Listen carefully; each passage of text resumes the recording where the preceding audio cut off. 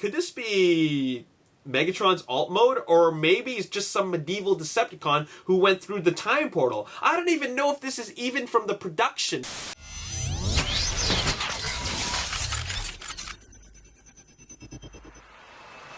What's up, Ragin Nation? How's it going? This is Alex, and you're watching The Road to TF5. This is just a web series we're talking about Transformers last night. This episode number 72. And filming is underway in the UK from director Michael Bay. That was totally unintentional. I didn't mean for everything to rhyme. It just kind of worked out that way. There it went again. Anyways, enough rhyming. Anyways, let's talk about some news. But before I talk about the news, I gotta address something. In the previous episode number 71, I talked a little bit about Starscream because the Transformers movie Instagram account posted a photo of some jets. And I automatically thought that that was an F-22 Raptor, which is Starscream's alt node. It's not. It's actually an F-35B Lightning. I didn't know that, actually. I don't know a whole lot about jets, but a lot of people do. And they posted on the comments that that's not an F-22 Raptor. That's actually an F-35B Lightning. The F-22 Raptor does not exist anymore. So thank you for correcting me. I apologize for my error, but I appreciate the correction. So I would like to address that. And now we're going to move on to talking about the news. We're going to start off with some small casting news. And actress Elizabeth Croft has tweeted that she will be joining the cast of Transformers last night. And I've never seen any of Elizabeth Croft's work. And I checked out her IMDb. She's done a lot of short films and some TV series. Not a whole lot of feature-length films. So this will be her biggest feature-length film. And I imagine her role in the film will be something that takes place during the medieval time period sequences of this film, because that is what they're filming right now.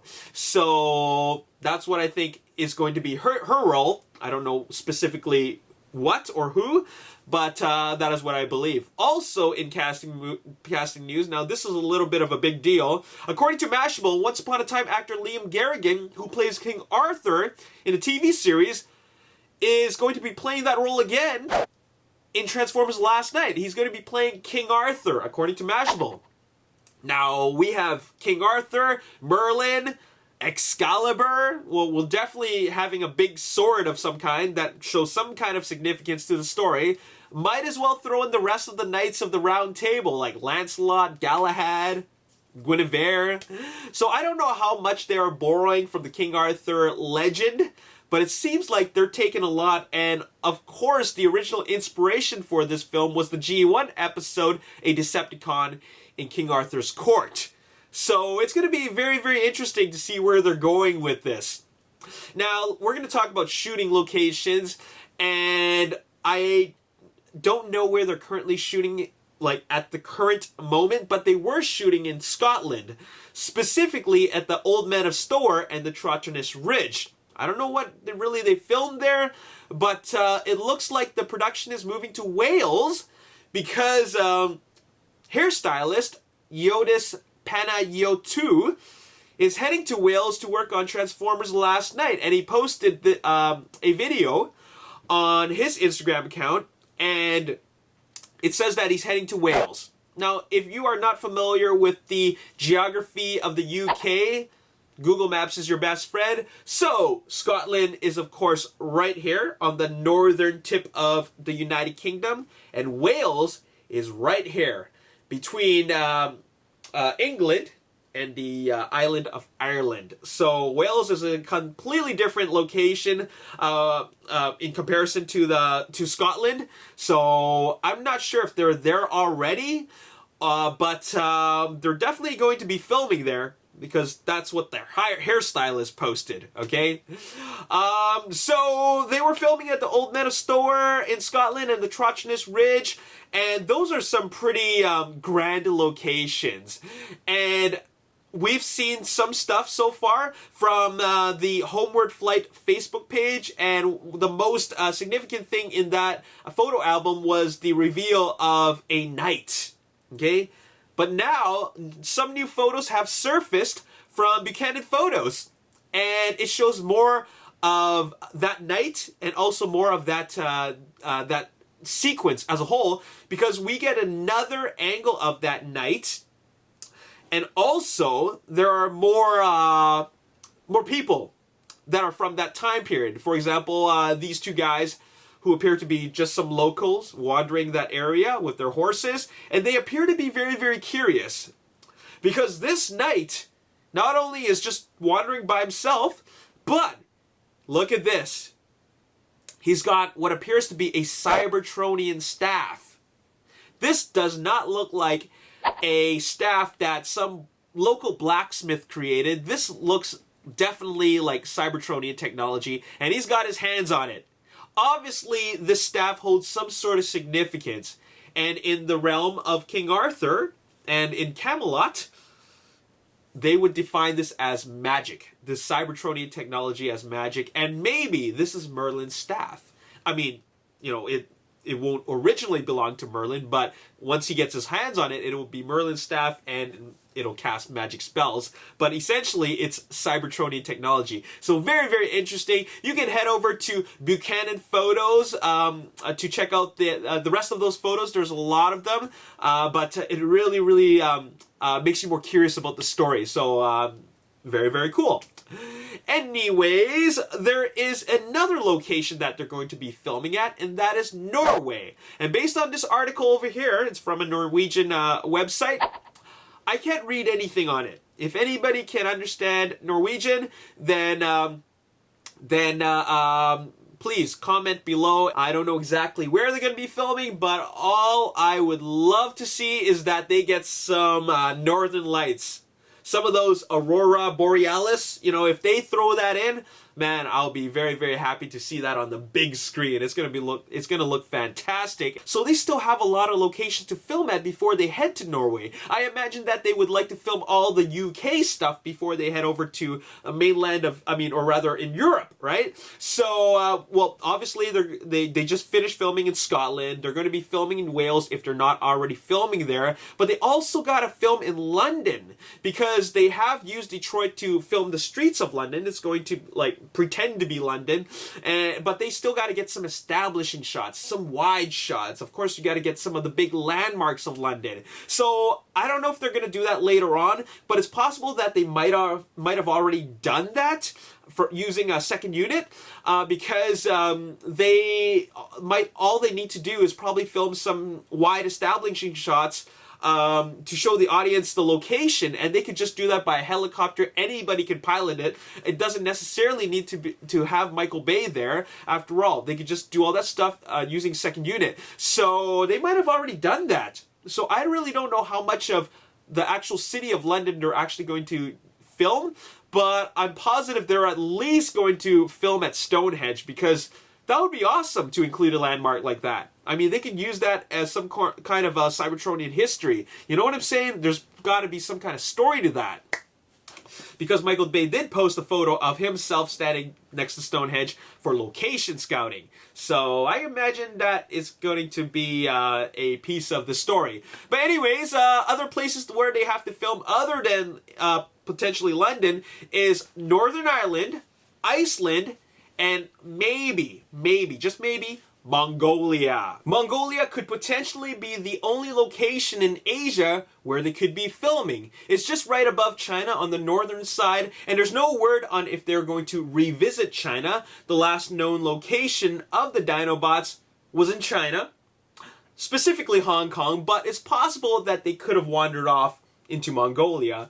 But anyways, there's no confirmation if they're really going to film there. Michael Bay just mentioned it, that they could potentially film in China, but he didn't say much more than that. Anyways, so let's talk about some of the stuff that they filmed. And Michael Bay posted on his Instagram account some action, and it's some pretty big action. First of all, he showcases his new custom-made Red camera, his custom-made handheld camera. It's called the Bayhem, and it's made specifically for him from Red. And you see him using it in a big action sequence, which involves soldiers shooting at Decepticons. Of course, we can't see the Decepticons until later on when we watch the live-action film, but I imagine, of course, they're shooting at bad guys. So we have soldiers in Scotland, or at least I think they're shooting in Scotland, okay? But it looks like it could be Scotland because, you know, you see all the, that they're filming in like this really green mountainous area. So I imagine that's the Trojanus Ridge or the Old Man of Store area. But anyways, what's very, very curious about this scene is that you have soldiers from modern time today in what appears to be a medieval setting. After all, this could possibly be the same location where the knight was last seen. So it looks like they're transporting the military into medieval times. That's going to be crazy, crazy weird and interesting at the same time. I just thought that the Autobots and the Decepticons were going to be transported into medieval times. Looks like they're bringing the soldiers with them, and that is going to be one hell of an action sequence.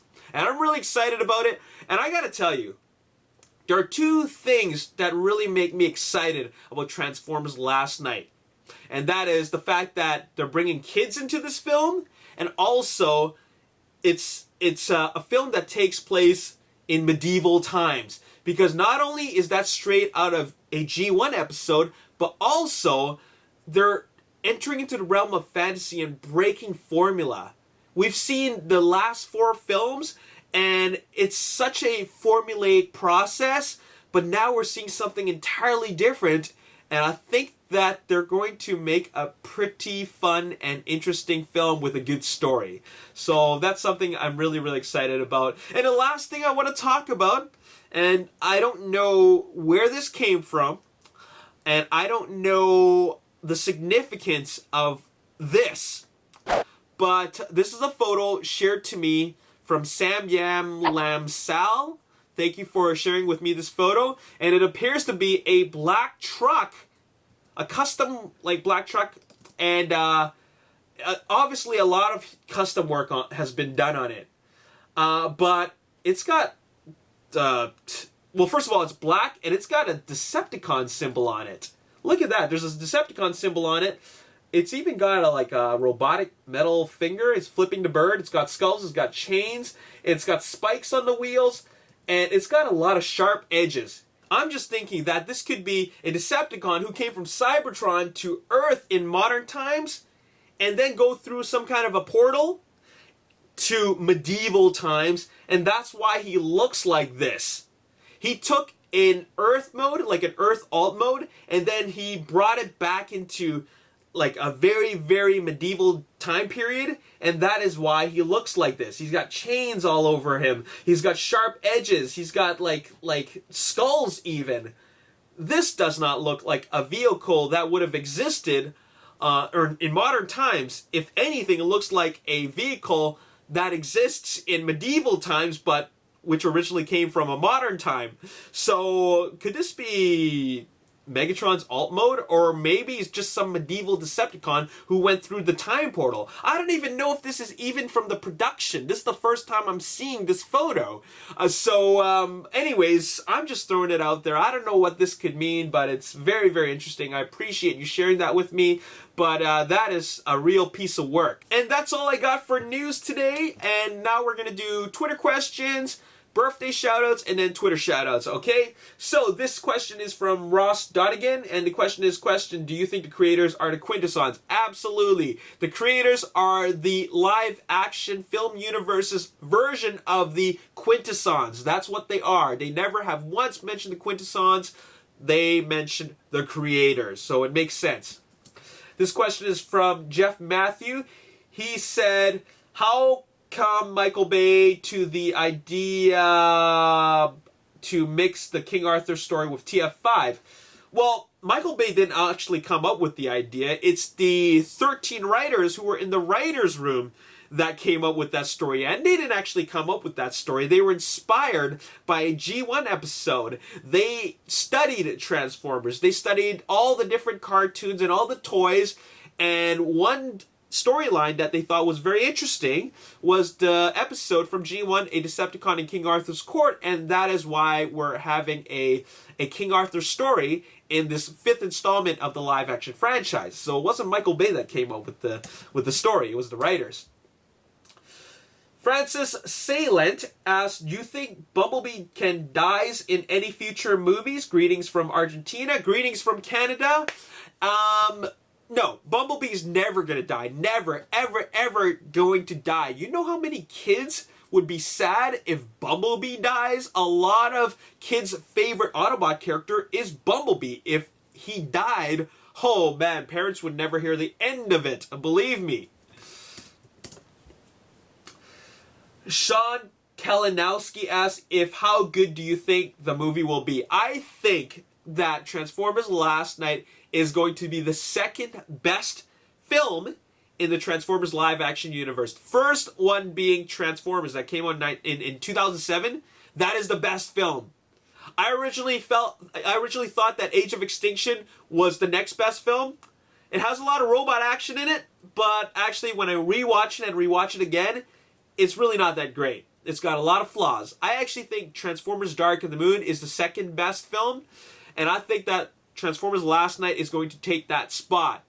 And it's because I believe in the writers, and to top things off, there's a lot of G1 inspiration, and they're breaking formula. And to top things off, Revenge of the Fallen is not good, okay? Age of Extinction is also not good. It's good in its own way, but as a film, as a story, it's not very good. Dark of the Moon is actually pretty good.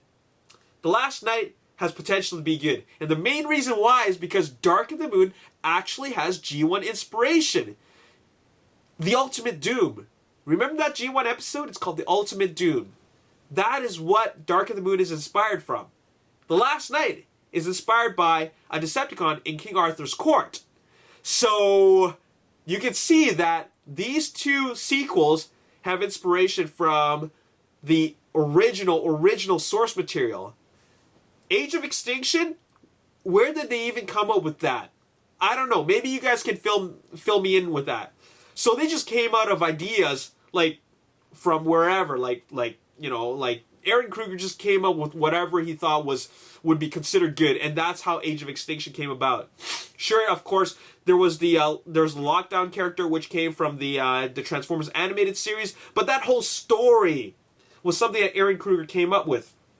As for Revenge of the Fallen, that story was inspired by the comic books about the Fallen character, but the story itself was not from the original G1 episodes. I think that the best stories came from G1, and that's why I enjoy Dark of the Moon so much, and I think that The Last Night has potential to be very, very good. And that's it for Twitter questions. We're going to do birthday shoutouts. Happy birthday to EC Productions, Destroyer45, Fernan Flu OO, Pabu the Avatar, Chris CW123, TF Gaming, Barbarin Chipmunk, Luke La Forteza, The TF Nerd, and Kurt Mama Wag.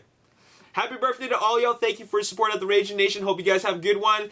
And also, Twitter shoutouts go out to Charlie Sager, Ty Smith, David Ronthe, Jamal Williams, Dom Back 651, Zach, and Brandon Beckford. Thank you for your sharing and tweeting, or rather retweeting of my video. And finally, before I take off, I got a couple of special shoutouts I want to give out to Deshaun Knighton, aka Driver MacGyver, and also Daniel Gambos from Germany. Thank you so much, everybody, for following me and supporting the Ragin Nation. I super appreciate it. I enjoy making these videos for you guys, and when I see your comments and your tweets where you show all this enthusiasm and excitement about this upcoming film, it motivates me to continue making videos. So thank you so much for your support. I'm going to continue making more videos for you guys, and you guys are the best. So thank you very much, Ragin Nation. Anyways, that's all I gotta say in this episode. Stay tuned for more episodes and more coverage on Transformers Last Night. This is a very exciting time for us, and there's gonna be a lot more stuff to come. So, as always, if you enjoyed this video, hit the like button, subscribe to the YouTube channel, like me on Facebook, The Ragin Nation. Also follow me on Twitter, @Ragin Nation. My name is Alex. Thanks for watching. I'll see you next time. Peace. Wilderness Ridge, and that was one of the more major areas where they filmed that. And if you look at any of the photos of those areas, you can tell that